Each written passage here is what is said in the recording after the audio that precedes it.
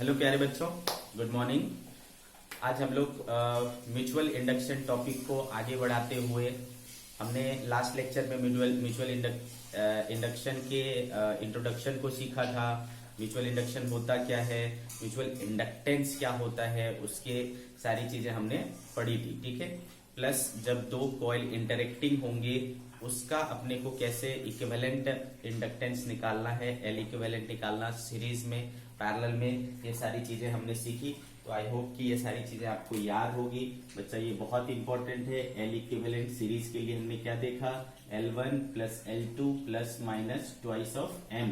ठीक है, प्लस कब यूज करना है बेटा, प्लस कब यूज करना है जब दोनों में फ्लक्स क्या होगा, दोनों कॉइल में फ्लक्स एक दूसरे को सपोर्ट करेंगे, ऐड करेंगे तो प्लस हो जाएगा, और जब दोनों अपोजिट में होंगे तो एक दूसरे को सब्ट्रैक्ट करेंगे तो ये क्या हो जाएगा, माइनस हो जाएगा। और पैरेलल में क्या देखा बेटा, 1/L equivalent equals to L1 L2 minus M square by L1 plus L2 minus twice of M। ठीक है, तो ये दोनों फॉर्मूले आपको याद होने चाहिए कॉम्बिनेशन सॉल्व करने के लिए। कब, जब इंटरैक्टिंग टाइप का होगा, यानी जब आपको म्यूचुअल इंडक्शन भी कंसीडर करना है। जब म्यूचुअल इंडक्शन नहीं कंसीडर करना होगा तो आप M वाले पार्ट को हटा देना, आपका नॉर्मल वाला जो कॉम्बिनेशन आपने पढ़ा था वो आ जाएगा। ओके बच्चों, अब अपन देखेंगे कि अगर दो कॉइल है ना, दो कॉइल है, मान लो दो सोलेनॉइड ही है, उसका अगर अपने को म्यूचुअल इंडक्शन निकालना है एक दूसरे का, ठीक है, तो फिर कैसे निकालेंगे। देखो इधर, mutual induction of two coaxial overlapping solenoid. ठीक है, दो सोलेनॉइड अगर कोएक्सियल भी हों और ओवरलैप भी कर रहे हों, इसका अगर अपने को म्यूचुअल इंडक्शन निकालना है तो कैसे निकालेंगे। ठीक है, तो मान लो बच्चों हमने एक सोलेनॉइड को इस प्रकार से बनाया। ओके, एक सोलेनॉइड हमने इस प्रकार से बना लिया और एक सोलेनॉइड बिल्कुल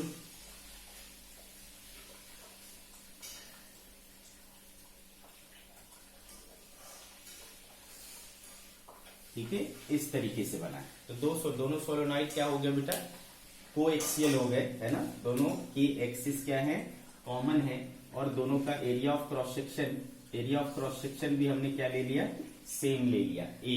ठीक है, अब मैं इसमें क्या कर रहा हूं, इसमें करंट डाल रहा हूं, क्या बोलता हूं, करंट I बोलता हूं। ठीक है, ये कौन सा हुआ, प्राइमरी कॉइल हो गया। ठीक है, तो इसमें क्या होगा बेटा, EMF इंड्यूस होगा, है ना। सेकंड वाले में क्या होगा, EMF इंड्यूस होगा। क्लियर है, तब इस चीज को अपन क्या बोलेंगे, म्यूचुअल इंडक्शन बोलेंगे, है ना। तब इस चीज को अपन म्यूचुअल इंडक्शन बोलेंगे। तो ये वाला जो कॉइल है उसमें मान लेता हूं कि नंबर ऑफ टर्न्स कितने हैं, N1 है, लंबाई दोनों का सेम दिख रहा है। इसमें क्या हो जाएगा बेटा, N2, लंबाई दोनों का सेम है। Number of turns per unit length निकालूं तो इसको मैं N1 बोल सकता हूं और इसको N2 बोल सकता हूं। ठीक है बच्चों, N2 बोल सकता हूं। तो जैसा कि आपको पता है, इसमें मैंने करंट भेजा तो इसमें क्या बनेगा बेटा, इसमें बन जाएगा आपका मैग्नेटिक फील्ड। तो जो मैग्नेटिक फील्ड बनेगा वो कितना हो जाएगा, तो B equals to mu not into N। कौन सा लूंगा बेटा, फील्ड किसकी वजह से बन रहा है, ये पहले वाले कॉइल की वजह से। पहले वाले कॉइल का ये कितना है, N1 है, तो क्या हो जाएगा, mu naught into N1 into I। इतना क्या बन जाएगा, आपका मैग्नेटिक फील्ड बन जाएगा। अब ये मैग्नेटिक फील्ड ये वाले कॉइल में क्या होगा, ये वाले सोलेनॉइड में क्या होगा, कनेक्ट होगा, तो इसके में फॉर्म होगा क्या, फ्लक्स। तो चलो देखते हैं कि फ्लक्स कितना होगा। Flux linking to the secondary coil कितना हो जाएगा। ठीक है, तो भाई फाई इक्वल्स टू, है ना, तो B इंटू ए होता है बेटा, B इंटू ए, चूंकि B और A दोनों एक दूसरे के, है ना, डायरेक्शन में है, तो B अपने पास है mu not into N1 into I, और एरिया मान लो बेटा A। तो ये जो हुआ, ये जो फ्लक्स हुआ वो एक लूप में आया। ठीक है, इतने ऐसे कितने लूप से बेटा, जितने नंबर ऑफ टर्न्स हैं, तो इनटू क्या करना पड़ेगा आपको, N2। तो कितना फ्लक्स आ गया आपके पास, mu not into small n1 into capital N2 into A into I, ठीक है, फाई इक्वल्स टू इतना आया। आप पीछे पलट करके देखो बेटा, हमने पढ़ा था लॉ ऑफ म्यूचुअल इंडक्शन क्या कहता है कि जो इसमें फ्लक्स होगा वो डायरेक्टली फ्लक्स जो है वो इक्वल टू क्या होता है बेटा, m इंटू आई। याद आ रहा है आपको, m इंटू आई, तो आई कैंसिल हो जाएगा, देयरफॉर m इक्वल टू क्या बचेगा बेटा, mu not into n1 into n2 into A, ठीक है, mu not into n1 into n2 into A. या फिर इसको हम लिख सकते हैं म्यू नॉट इंटू, इसको क्या लिख सकते हो बेटा, n1 बाय एल, तो n1 बाय एल n2 ए, ठीक है। तो ये हो गया बच्चा हमारे पास m equal to mu not n1 n2 a by small l, okay, mu not n1 n2 a by small l। This is the, है ना, ए जिसमें क्या है बेटा, एरिया ऑफ क्रॉस सेक्शन है, ए जिसमें क्या है, एरिया ऑफ क्रॉस सेक्शन है, ओके, ठीक है। तो अगर इस कंडीशन, ऐसा कंडीशन गिवन हो तो आपका जो म्यूचुअल इंडक्शन होगा दोनों के बीच में, और जैसा कि आपको पता है, अब आपके मन में आएगा कि इसमें करंट ना हो, इसमें करंट होता तो क्या होता, तो भी सेम फॉर्मूला मिलता, क्योंकि हमने पढ़ा है रेसिप्रोसिटी थ्योरम, ठीक है। 1 का 2 के साथ, 2 का 1 के साथ क्या मिलेगा अपने को, सेम सेम ये मिलेगा क्या, mutual induction. What this, mu not n1 n2 a by l, okay. तो ये हो गया बच्चा आपका।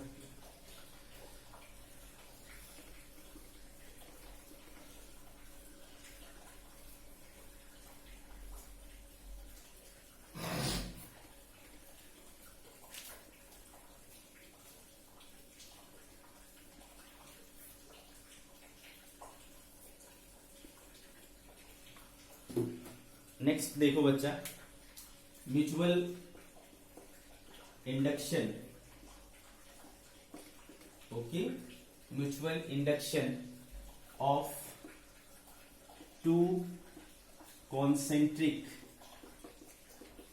Coils, mutual induction of two concentric coils, ऐसा अगर अपने को निकालना हो तो फिर क्या करेंगे, सी दिस। तो बच्चा एक कॉइल मान लो इस तरीके से है और एक कॉइल मान लो इस तरीके से, दोनों का सेंटर क्या है, कॉमन है ना। इसका रेडियस मान लो मैंने R1 ले लिया और इसका रेडियस मान लो R2 ले लिया, और इसमें मैं क्या करा रहा हूं, करंट को फ्लो करा रहा हूं, ठीक है। और ये करंट कैसा है, वेरिएबल है, तो भाई ये करंट अगर वेरी करेगा, ठीक है, ये करंट वेरी होगा तो इसमें क्या होगा, फील्ड वेरी होगा, और फील्ड वेरी होगा तो इसमें क्या होगा, ईएमएफ इंड्यूस होगा, तो इसका इफेक्ट इसमें हो रहा है, तो भाई म्यूचुअल इंडक्शन हो रहा है। अच्छे से समझ में आ रहा है, म्यूचुअल इंडक्शन हो रहा है, तो इस चीज को अपने को निकालना है। तो बच्चा जैसे कि पता है, अगर मान लो मैं बोल लेता हूं कि अंदर वाले का नंबर ऑफ टर्न्स n1 है, बाहर वाले का नंबर ऑफ टर्न्स n2 है, ठीक है।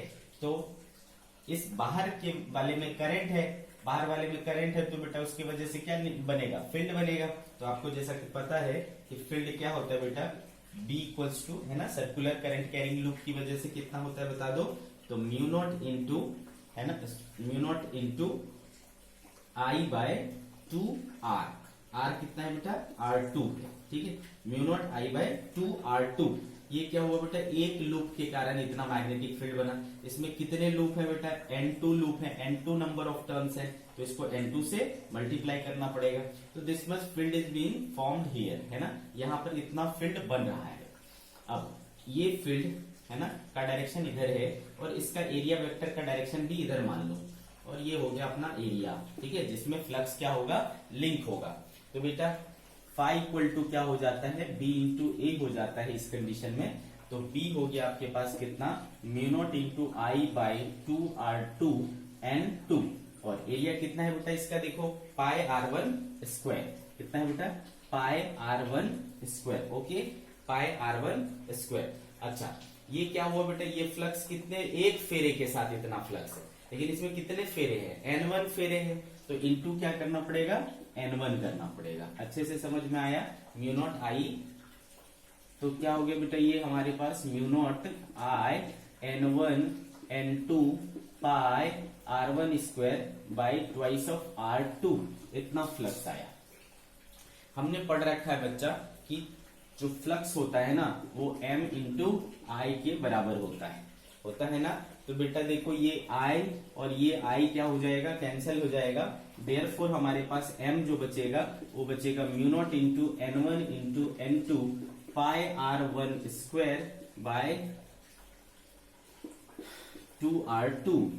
Okay, this is mutual induction in this condition. तो बेटा ऐसा नहीं कि इसको हमें याद रखने की जरूरत है हर समय, है ना, हर समय याद रखने की जरूरत नहीं है। कुछ भी कंडीशन आए अपने को करना यही है कि फाई निकालना है और फाई को इक्वल टू कर देना है एम आई के, ठीक है, वहां से एम को कैलकुलेट कर लेना। बेसिक फंडा है यही। ओके बच्चों, आपको क्या करना है, फ्लक्स कैलकुलेट करना है और फ्लक्स को इक्वल टू कर देना है एम आई। तो आई कैंसिल हो जाए और बच जाएगा क्या आपके पास, एम। हर कंडीशन में आपको यही करना है। तो आगे कुछ और कंडीशन अगर गिवन हो तो वो आप खुद सॉल्व कर पाओगे, ऐसा मैं, है ना, सोच सकता हूँ। क्लियर है कि नहीं? ओके, तो ये हो गया बेटा म्यूचुअल इंडक्शन। और भी बहुत सारे केसेस हो सकते हैं, है ना, क्वेश्चन के फॉर्म में, तो आप उसको सॉल्व कर पाओगे। ओके बच्चों, याद करो बच्चों, जब अपन इलेक्ट्रोस्टैटिक्स पढ़ रहे थे, ठीक है, जब इलेक्ट्रोस्टैटिक्स पढ़ रहे थे तो वहां पर हमने एक सर्किट पढ़ा था, आर सी सर्किट। ठीक है, आर और सी को मिला करके हम एक सर्किट बनाया करते थे, यानी R means resistance, C means capacitance. ठीक है, तो रेजिस्टेंस और कैपेसिटेंस मिला करके हमने एक सर्किट बनाया था जिसको हमने आरसी सर्किट बोला था। ठीक है, वैसा ही बेटा अगर मैं L को R के साथ कॉम्बिनेशन करता हूं, series combination of resistance and inductor, ठीक है, रेजिस्टर और इंडक्टर का अगर मैं सीरीज कॉम्बिनेशन करता हूं तो मुझे मिलता है RL सर्किट। ओके बच्चों, तो चलो पढ़ते हैं RL सर्किट को। ये भी काफी सिमिलर है RC सर्किट के, ठीक है, तो आपको इसको समझना पड़ेगा। चलिए,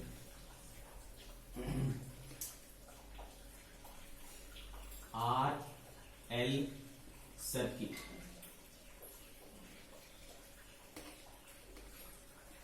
RL सर्किट, तो क्या हो गया भाई RL सर्किट? अपने को क्या करना है, रेजिस्टर और इंडक्टर को सीरीज में जोड़ना है विथ अ बैटरी सोर्स। ठीक है, if an inductor, if inductors and resistors are connected in series, if inductors and resistors are connected in series, then it is called RL circuit. It is called RL circuit. If inductors and resistors are connected in series, then it is called RL circuit. Okay? चलो, तो एक RL circuit बनाते हैं हम लोग। ये मान लो हमारे पास क्या हो गया बेटा, एक रेजिस्टर हो गया, R हो गया, और हमने एक इंडक्टर का सिंबल, क्या होता है बेटा, ये इंडक्टर का सिंबल होता है, तो ये L सर्किट हो गया। और इसको हमने दे दिया एक पावर सप्लाई यानी बैटरी, और हमने ले लिया एक स्विच। ठीक है, हमने ले लिया एक स्विच की, ओके, और इसका ईएमएफ, इसका वोल्टेज ले लिया मैंने सपोज E। ओके, तो इस तरीके से हमने बना ली क्या भाई, एक RL सर्किट। ये हमारा RL सर्किट बन गया। इस RL सर्किट में आपको जैसे कि पता है ना, यहाँ पर क्या होगा बेटा, ड्रॉप IR, यहाँ पर क्या ड्रॉप होगा बेटा, LdI/dt। ठीक है, अगर इसमें करंट इस तरीके से बह रहा है, जब आप इसमें लगाओगे बेटा क्या, KVL, यूजिंग KVL,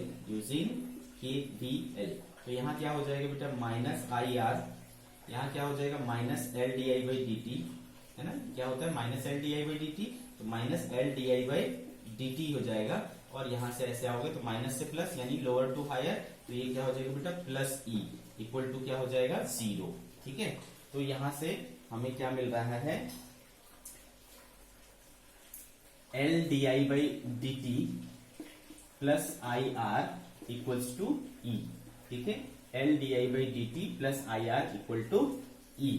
ओके, आ रही बात समझ में? जब अपन स्विच को क्लोज करते हैं जस्ट, ठीक है, जब अपन स्विच को क्लोज करते हैं तो इसको कहते, जब अपन स्विच को क्लोज करते हैं उसके पहले जब स्विच ऑफ था तो इसमें करंट क्या था बेटा? जीरो था, नो करंट, है ना। लेकिन जब अपन इस स्विच को बंद करेंगे तो इसमें करंट फ्लो होना शुरू होगा। तो पहले जीरो था, फिर इसमें करंट क्या होने लगा? फ्लो करने लगा। ठीक है बच्चा, तो करंट क्या हो रहा है? बिल्डअप हो रहा है। करंट क्या हो रहा है? बिल्डअप हो रहा है, जीरो से बढ़ेगा, है ना, जीरो से बढ़ेगा और एक स्टेडी वैल्यू गेन करेगा। तो इसको कहते हैं ग्रोथ ऑफ करंट। जब आप स्विच को जस्ट बंद करते हो उसके बाद उसमें करंट बढ़ना चालू होता है, ठीक है, और कुछ समय बाद वो फिक्स हो जाता है, यानी स्टेडी वैल्यू गेन कर लेता है। ठीक है, तो ये वाला जो पीरियड है, इस टाइम पीरियड में वो क्या कर रहा है? अपनी करंट को ग्रोथ कर रहा है, बढ़ा रहा है और अपने मैक्सिमम वैल्यू तक पहुंचा रहा है। इसको कहते हैं बेटा ग्रोथ ऑफ करंट। ठीक है, तो हम अभी बात करेंगे ग्रोथ ऑफ करंट के, ग्रोथ ऑफ करंट। ठीक है बच्चा, ग्रोथ ऑफ करंट। तो भाई चलो देखते हैं कैसे होगा ग्रोथ ऑफ करंट। तो चूंकि ये वाला इक्वेशन आप गौर से देखो, इससे मैं इसको इस तरफ ले जाता हूं तो देखो क्या होता है, L D I by D T equal to E minus I R, ऐसा हो जाएगा बेटा। ठीक है, अब मैं क्या करता हूं, इस टर्म को नीचे लाता हूं, क्या हो जाएगा? D I by E minus I R equals to, ये देखो क्या हो जाएगा, 1 बाय एल डी टी, ऐसा हो जाएगा। क्या सही कर रहा हूं मैं? तो डी टी बाय एल ऐसा हो गया इस तरफ। अब अपने को क्या करना है बेटा? इंटीग्रेट कर देना है इसको। ठीक है, इसको क्या कर देना है? इंटीग्रेट कर देना है। अब करंट को कहां से कहां तक करोगे भाई? ठीक है, करंट को कहां से कहां तक करोगे? तो ऑब्वियसली जीरो से लेकर के किसी टाइम पर अगर उसका करंट आई हो जाता है ना, तो जीरो से आई तक करेंगे। ओके, और यहां देखो इसको कहां से कहां तक करेंगे? जीरो से टाइम टी तक। ठीक है, इसको हमने अगर इंटीग्रेट किया तो अब देखो इसको इंटीग्रेट कैसे करेंगे? ऐसा कोई स्टैंडर्ड इंटीग्रेशन तो है नहीं इसका। ठीक है, तो अपन क्या करेंगे, यहां पर यूज करेंगे substitution method, using integration by substitution, integration by substitution. Okay, integration by substitution. तो क्या करें बच्चा, हम e माइनस आई आर को मान लेता हूं समथिंग x। ठीक है, e माइनस आई आर को मान लेता हूं समथिंग x। तो क्या हो जाएगा बच्चा, e माइनस आई आर को मान लिया x। अब अपन क्या करें, इसको डिफरेंशिएट कर दें। किसके साथ डिफरेंशिएट कर दें भाई? dt के साथ, टाइम के साथ। ठीक है, डिफरेंशिएटिंग इट विथ t। ठीक है, t के साथ इसको डिफरेंशिएट कर दो, देखो क्या मिलता है अपने को।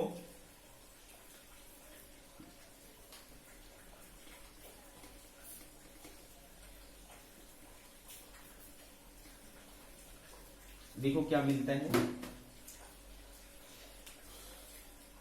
क्योंकि ईएमएफ जो हम बैटरी लगाए थे बेटा उसका तो ये फिक्स रहेगा।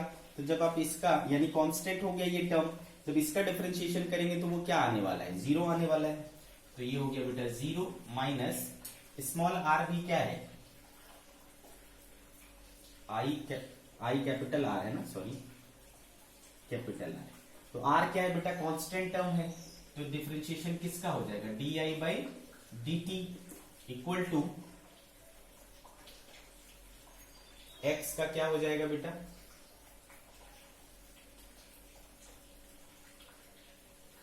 एक्स का डिफरेंशिएशन क्या हो जाएगा आपका? dx बाय dt, है ना। अपने को टाइम के साथ करने की जरूरत नहीं थी, अपन इसको पार्शियल डिफरेंशिएशन कह सकते हैं। ठीक है, तो ये देखो क्या हो गया, माइनस आर डी आई बराबर dx, ऐसा हो गया बेटा। देयरफॉर डी बराबर क्या बोल सकता हूं मैं? dx बाय आर माइनस में बोल सकता हूं ऐसा। डी आई इक्वल टू क्या आ गया? Minus dx by R. अब इन सारी चीजों को अपन क्या करेंगे, इस इक्वेशन में पुट कर देंगे। तो देयरफॉर इंटीग्रेशन डी आई के बदले क्या रखूं बेटा इस इक्वेशन में? इस इक्वेशन में डी आई के बदले इसको रखता हूं, तो minus D X by R. ठीक है, upon E minus I R के बदले क्या लिख सकता हूं? एक्स, तो एक्स हो गया। Equals to integration dt by L, है ना, ऐसा हो गया। तो देखो मैं यहां से -1/r को ले लिया बाहर, ये बच गया dx बाई एक्स और ये बच गया dt और यहां से बाहर ले लिया मैं l। तो बेटा यहां से हमें समझ में आ रहा है कि dx बाई एक्स जो है मैं इसको क्या लिख सकता हूं, -r/l integration dt, -r/l integration dt। तो जैसा कि आपको पता है कि अब ये आ गया स्टैंडर्ड फॉर्म में, अब मैं इसको कर सकता हूं इंटीग्रेट और इसका इंटीग्रेशन होता है ln x, ठीक है, इक्वल्स टू क्या हो गया बेटा -r/l और ये इसका इंटीग्रेशन क्या हो जाएगा t। ओके, इतनी कहानी हमें समझ में आई। अब मेरे पास x एक्चुअली है क्या, x actually e minus I R है ना, x क्या है e माइनस आई आर है। तो चलो उसको भी वापस से रिप्लेस कर देते हैं, ठीक है बच्चा। तो भाई देयरफॉर ln x के बदले क्या रखूंगा मैं, e माइनस आई आर, ठीक है। और लिमिट क्या था बेटा यहाँ पर, x i कहां से कहां तक वेरी कर रहा है, 0 से i तक, ठीक है, 0 से i तक, इक्वल टू i जो है कहां से कहां तक वेरी कर रहा है, 0 से i, equal to -r/l into T.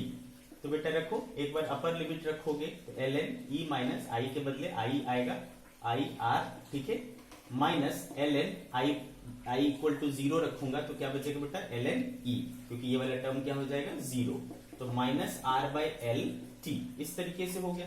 अब यहां पर लगाओ बेटा लॉग का रूल, लॉग का रूल जब यूज करेंगे तो ये डिवाइड हो जाएगा, तो ln e minus I R by E, ऐसा हो गया, equals to -r/l into T. अब लगा लो बेटा एंटी लॉग, है ना, एंटी लॉग लोगे तो e minus I R by E equals to क्या हो जाएगा, e to the power -r/l into T. Okay, अब देखो बेटा क्या हो गया, e minus I R equals to e minus r/l t, ऐसा हो जाएगा, ठीक है। अब इस चीज को मैं इधर भेजता हूं तो e minus r/l t equals to I R, है ना, ऐसा हो जाएगा। ओके, आ रहा है समझ में आपको। अब देखो बच्चों तो भाई अगर मैं इस e को कॉमन ले लूं तो बन जाएगा क्या, 1 minus e to the power minus r/l t, ठीक है, equal to i into R. Therefore i equal to क्या हो जाएगा, e by R 1 minus e to the power minus r/l into T, ठीक है, ये हो जाएगा आपका i। कितना आ गया बेटा, इतना आ गया, i बराबर e by R 1 minus e to the power minus r/l into T. अच्छे से समझ में आया बच्चों, ठीक है। तो इस फॉर्मूले को अपने को याद रखना है, इसका डेरिवेशन भी ठीक ठाक इंपॉर्टेंट है, बट ये रिजल्ट काफी इंपॉर्टेंट है, e by R 1 minus e to the power minus r/l into T. Okay बच्चों, अब देखो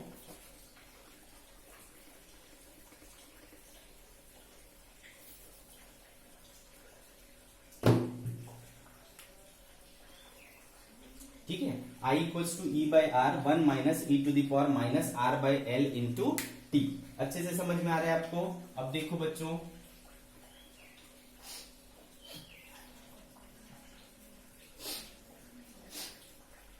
अगर मैं t इक्वल टू 0 पर देखूं, एट t इक्वल टू 0, तो आप सभी को पता है बेटा t इक्वल टू 0 को क्या कहते हैं, इनिशियल स्टेट बोलते हैं। तो at t equal to 0 that is initial state, initial state.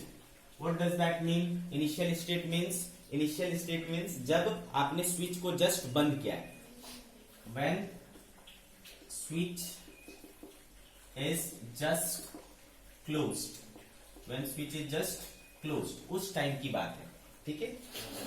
तो क्या हो जाएगा बेटा, I equal to e by R 1 minus e to the power minus r/l into 0। तो ये पूरा टर्म क्या हो गया बेटा 0, ई टू दी पावर क्या हो जाएगा 0। किसी भी चीज पर पावर 0 क्या हो जाता है बेटा 1 हो जाता है। किसी भी चीज पर पावर 0 क्या हो जाता है 1 हो जाता है। तो देखो ये क्या हो जाएगा E बाय आर 1 माइनस 1, ये क्या हो गया बेटा 0, तो होल टर्म विल बिकम 0। यानी उस समय करंट क्या रहेगा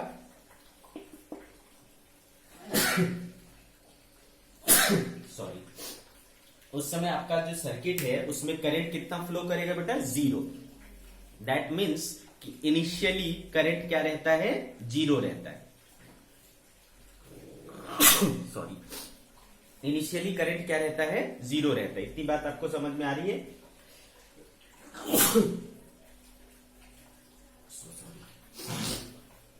ओके, इनिशियल स्टेट में करंट 0 रहता है। अब आप मुझे सोच के बताओ कि किसी सर्किट में करंट 0 कब होता है, जब वो सर्किट क्या करता है इनफाइनाइट रेजिस्टेंस देता है। आ रही बात समझ में? या फिर आप इस तरीके से बोल सकते हो कि जब हमारा सर्किट ओपन रहता है तभी करंट 0 होगा। आ रही कहानी समझ में बेटा? जब हमारा सर्किट ओपन रहेगा तभी तो करंट 0 रहेगा, ठीक है। ओपन होने पर क्या होता है रेजिस्टेंस क्या हो जाता है इनफाइनाइट, ठीक है, रेजिस्टेंस इनफाइनाइट हो जाता है। तो जब मैं इस टर्म में है ना, जब मैं इस टर्म में आर इनफाइनाइट रख दूं तो बाकी चीजें कुछ भी हो भाई, समथिंग डिवाइडेड बाय इन्फिनिटी क्या देगा आपको 0 देगा, ठीक है। तो initial state at t equal to 0 का मतलब हो गया कि, तो आप समझ जाना बेटा, इन इनिशियल स्टेट ऑल इंडक्टर्स जो भी उस सर्किट में इंडक्टर्स होंगे आप उसको क्या मान सकते हो ओपन सर्किट मान सकते हो। मतलब उस ब्रांच को क्या कर सकते हो ओपन कर सकते हो। In initial state that is t equal to 0 all inductors act as open switch. क्या बिहेव करता है बेटा? ओपन स्विच की तरह बिहेव करता है। और करंट उस समय सर्किट में क्या रहेगा 0 and current through each inductor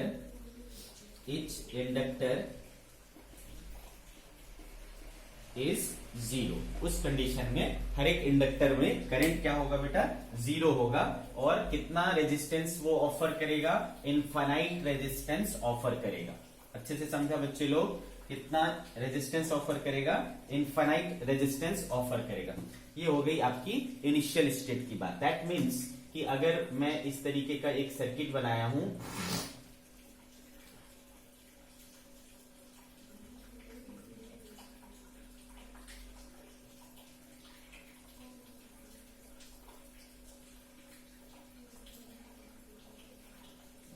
ठीक है, इस तरीके का अगर सर्किट है मान लो, तो अगर आपको बोलते हैं कि इनिशियल कंडीशन में, ठीक है, इनिशियल कंडीशन में एट t इक्वल टू 0 इसका मुझे R इक्विवेलेंट बताओ। क्या बताओ? R इक्विवेलेंट बताओ। तो क्या करोगे बेटा? क्या करोगे? तो एट t इक्वल टू 0 मैंने क्या बोला, इंडक्टर वाला जो है ना ओपन स्विच का काम करता है। तो भाई जब ये ओपन ही हो गया है ना, ये वाला क्या हो गया ओपन हो गया, ठीक है, ये ओपन हो गया। सिमिलरली ये वाला भी, जितने भी इंडक्टर्स होंगे सब कैसे बिहेव करेंगे ओपन की तरह बिहेव करेंगे। तो ये भी क्या हो जाएगा बेटा ओपन हो जाएगा। जब ये ओपन हो गया तो इसका कोई मतलब ही नहीं हुआ, ये जो ब्रांच हुआ वही खत्म हो गया बेटा। तो ये ब्रांच खत्म हो गया, ये ब्रांच भी खत्म हो गया। तो क्या बचा देखो, अगर ये R है और ये R है तो R प्लस R क्या हो गया बेटा 2R हो गया आपका R इक्विवेलेंट। आई कहानी समझ में? तो एट t इक्वल टू 0 जितने भी इंडक्टर्स वाले ब्रांच हैं आप उसको क्या कर सकते हो रिमूव कर सकते हो। Got this? ठीक है बच्चा? तो चलो, तो एट t इक्वल टू 0 अपने को समझ में आया। अब क्या होता है बेटा, कुछ समय बाद है ना, कुछ समय बाद वो क्या करता है अपने स्टेडी वैल्यू को गेन कर लेता है। उस टाइम को, वो टाइम बहुत बड़ा नहीं है, बहुत छोटा ही टाइम है, लेकिन इन कंपैरिजन उसको हम क्या मानते हैं इनफाइनाइट टाइम मानते हैं। क्या मानते हैं बेटा? Infinite time. मतलब थोड़े समय बाद ही वो क्या करता है स्टेडी वैल्यू गेन कर लेता है, बट फॉर दैट वो क्या है इनफाइनाइट वैल्यू। तो इसको हम लोग बोलते हैं after long time off switch on. Switch on करने के समय बाद, लंबे समय बाद अपना जो इंडक्टर है या वो सर्किट है उसमें करंट की वैल्यू मैक्सिमम पहुंच जाएगी। तो at t equal to infinity that is, और इस स्टेट को बोलते हैं स्टेडी स्टेट। क्यों कहते हैं भाई स्टेडी स्टेट? क्योंकि तब जो करंट की वैल्यू है वो स्टेडी हो चुकी होती है, यानी वो स्थिर हो चुकी होती है, अपनी मैक्सिमम वैल्यू गेन कर चुकी होती है। T equals to infinity, that is steady value, steady state, steady state. ठीक है, तो इस कंडीशन में देखो कितना हो जाएगा बेटा, आई बराबर क्या था, चूंकि आई बराबर था E by R 1 minus E to the power minus R by L into T, ऐसा था बेटा। ठीक है, अगर मैं t इक्वल्स टू इन्फिनिटी रख दूं बेटा, ठीक है, t equals to infinity put कर दूं तो ये पूरा टर्म क्या हो जाएगा, इनफाइनाइट हो जाएगा। तो i equals to E by R 1 minus E to the power minus infinite, ऐसा हो जाएगा। तो e बाय आर 1 माइनस, इसको मैं 1 by E to the power infinite बोल सकता हूं बेटा, ऐसा बोल सकता हूं। तो समथिंग का पावर इनफाइनाइट कर दूंगा बेटा, तो ये होल टर्म क्या बन जाएगा, इनफाइनाइट बन जाएगा। तो e by R 1 minus 1 by infinity, तो 1 बाय इन्फिनिटी क्या हो जाएगा बेटा, 0। तो क्या आ गया देखो, e बाय आर। ठीक है, i इक्वल्स टू क्या हो गया, e बाय आर। तो आपको क्या ऐसा नहीं लग रहा कि ये करंट जो है वो क्या है, मैक्सिमम करंट है? जैसा कि मैंने बोला भी कि स्टेडी स्टेट में आने पर उसमें जो मैक्सिमम करंट है वो आ जाता है। ठीक है, तो this current is known as maximum current I not या आई मैक्स। तो E बाय आर जो है वो मैक्सिमम करंट होता है, E बाय आर जो है वो मैक्सिमम करंट होता है। अच्छे से समझ में आया बच्चों? अच्छे से समझ में आया? तो I इक्वल्स टू क्या हो जाता है बच्चे, I मैक्स हो जाता है। क्लियर है? I इक्वल्स टू क्या हो जाता है, I मैक्स हो जाता है। तो मैं देखो हमारे पास जो आया था, क्या आया था, I equal to E by R 1 minus E to the power minus R by L into T. तो ये इस E बाय आर को क्या लिख सकता हूं, I max. Therefore I equals to I max को I नॉट लिखते हैं 1 minus E to the power minus R by L T. अब मुझे ये बताओ कि सर्किट में करंट मैक्सिमम कब होता है? सर्किट में करंट मैक्सिमम तब होता है जब रेजिस्टेंस क्या हो जाता है, 0। ठीक है, जब रेजिस्टेंस क्या हो जाता है, 0। रेजिस्टेंस 0 कब मानते हैं अपन, जब स्विच क्या हो जाता है, ऑन। ठीक है, जब स्विच क्या हो जाता है, ऑन। तो बेटा स्टेडी स्टेट को जब आपको बोल दिया जाए कि सर्किट स्टेडी स्टेट में है, तो जितने भी इंडक्टर्स हैं उसको आप क्या मान लोगे बेटा, उसको आप क्या मान लोगे, क्लोज स्विच मान लोगे। क्या मान लोगे, क्लोज स्विच मान लोगे। ठीक है, तो यहां से अपने को कंक्लूजन मिलता है कि इन स्टेडी स्टेट, आपको क्वेश्चन में या तो ऐसा डायरेक्टली लिखा होगा इन स्टेडी स्टेट, या आपको बोलेगा कि long time after switch on. ठीक है, या तो आपको बोला रहेगा long time after switch on. तो इन स्टेडी स्टेट उसका मतलब होता है। ठीक है, इन स्टेडी स्टेट जो इंडक्टर्स होते हैं, all inductors act as close switch. ठीक है, आगे कहानी समझ में आपको अच्छे से? ठीक है, तो ये क्लोज स्विच की तरह बिहेव करता है। तो फॉर एग्जांपल अगर जैसा कि मैंने अभी लिया था कि ये मैंने आर लिया बेटा, ये इंडक्टर लिया और इधर एक रेजिस्टर लिया, फिर एक रेजिस्टर लिया और फिर एक इंडक्टर और एक रेजिस्टर लिया, ऐसा। ठीक है, ये L है, ये R है, ये R है, L है, R है। ठीक है, इस तरीके से। तो अगर मुझे स्टेडी स्टेट में पूछा होता है, स्टेडी स्टेट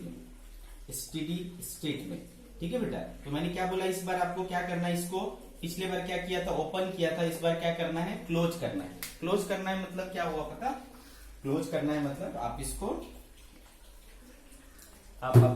क्या कर लो, ऐसा डायरेक्टली कनेक्ट कर लो। ठीक है, तो अब क्या हुआ बेटा, सिर्फ ये चीजें रह गई। तो अब आपको दिख रहा है बेटा, ये आर और ये आर क्या है, पैरेलल में है और उसके साथ ये सीरीज में है। तो आप इसको आसानी से सॉल्व कर सकते हो। ठीक है, तो ये दो इंपॉर्टेंट चीजें हैं। क्या, t इक्वल टू 0 मतलब इनिशियल स्टेट, उस समय आपको इंडक्टर्स को क्या करना है, ओपन स्विच मानना है।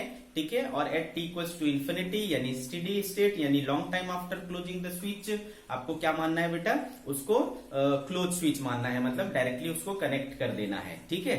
और ये जो बीच का समय है 0 से इन्फिनिटी तक का है ना, 0 से इन्फिनिटी तक का यानी इनिशियल स्टेट से स्टेडी स्टेट तक के पहुंचने का जो समय है उसको अपन क्या कहते हैं, ट्रांजिएंट स्टेट। और उस समय करंट कितना, इनिशियल स्टेट में कितना करंट होगा भाई, तो इनिशियल स्टेट में 0 होगा, फाइनल स्टेट में यानी स्टेडी स्टेट में कितना होगा भाई, तो मैक्सिमम करंट होगा, आई नॉट होगा यानी E/R होगा, ठीक है। तो दोनों चीज तो पता चल गया, इनिशियल में डायरेक्टली पता चल गया, फाइनल में भी डायरेक्टली पता चल गया, लेकिन ये बीच का जो समय है उसमें करंट कैसे वेरी करेगा, तो ऐसे वेरी करेगा, I equals to I not 1 minus e to the power minus R/L into T, ठीक है। तो ये धीरे धीरे क्या करता है, करंट बढ़ता है 0 से लेकर के I नॉट तक, है ना, 0 से लेकर के I नॉट तक करंट बढ़ रहा है, इसलिए इसको क्या बोल रहे हैं हम लोग, ग्रोथ ऑफ करंट। करंट का क्या हो रहा है बेटा, ग्रोथ हो रहा है। अच्छे से समझ में आ रहा है आपको, करंट का क्या हो रहा है, ग्रोथ हो रहा है। तो ये चीज हमें समझ में आ गई। ओके बच्चा, ठीक है।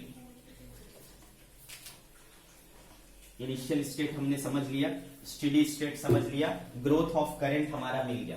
अब देखो बच्चा, अगर मैं यहां पर I equals to I not 1 minus e to the power minus t by, इसको r को नीचे ले जाऊं तो इसको क्या लिख सकता हूं, L/R लिख सकता हूं बेटा, ठीक है। क्या लिख सकता हूं मैं, L/R लिख सकता हूं, ठीक है। ये जो L/R है ना, ठीक है, L/R और ये T, तो आपको पता है बेटा, आपको पता है जो पावर होता है ना, पावर एक्सपोनेंशियल का जो पावर होता है वो हमेशा क्या होता है, डायमेंशन लेस होता है कि नहीं बेटा, वो क्या होता है, डायमेंशन लेस होता है, यानी जो डायमेंशन इसका है वही डायमेंशन इसका होना पड़ेगा, तभी तो ये होल टर्म डायमेंशन लेस होगा। नहीं समझा, हमने जब यूनिट एंड डायमेंशन पढ़ा था तो वहां पढ़ा था कि एक्सपोनेंशियल का, एक्सपोनेंट का, लॉगरिथम का और ट्रिगोनोमेट्रिक का सबका जो आर्ग्यूमेंट होता है वो क्या होता है, डायमेंशन लेस होता है, ठीक है। तो ये T/L/R क्या है, डायमेंशन लेस है ना। T और L/R का जो ये है रेशियो है वो क्या होना चाहिए, डायमेंशन लेस यानी 1, ठीक है। तो T इक्वल टू क्या होना चाहिए, L/R, यानी इसका डायमेंशन और इसका डायमेंशन बराबर होना चाहिए। तो ये तो मुझे पता है कि ये टाइम है, तो ये भी क्या होगा बेटा, इसका भी डायमेंशन किसका होना चाहिए, टाइम का होना चाहिए। तो ये वाला जो टर्म है ना, इसलिए हम इसको कहते हैं बेटा टाइम कांस्टेंट। क्यों टाइम कांस्टेंट, क्योंकि आपको L का वैल्यू और R का वैल्यू पता होगा तो एक कांस्टेंट वैल्यू आएगी, और ये इसका डायमेंशन किसके बराबर है, टाइम के बराबर है, तो इसलिए अपन इसको क्या बोलते हैं, टाइम कांस्टेंट, ठीक है। तो L/R जो है आपका वो है टाइम कांस्टेंट। ओके बच्चा, और इसको हम लोग डिनोट करते हैं टाउ से। Here L/R is called time constant and denoted by tau। कैसे शो करते हैं बेटा, टाउ से। तो देयरफॉर अब जो नया इक्वेशन मिला वो कुछ इस प्रकार से मिला, I equal to I not 1 minus e to the power minus t by tau. क्या मिला बेटा, t बाय टाउ। अंडरस्टूड, ठीक है, अच्छे से समझा। तो ये हुआ आपका भाई फाइनल करंट का, ग्रोथ ऑफ करंट का फॉर्मूला। अब अगर मैं चाहूं कि टाइम कांस्टेंट को डिफाइन करना, ठीक है, तो डिफाइन करते हैं इसको, टाइम कांस्टेंट टाउ।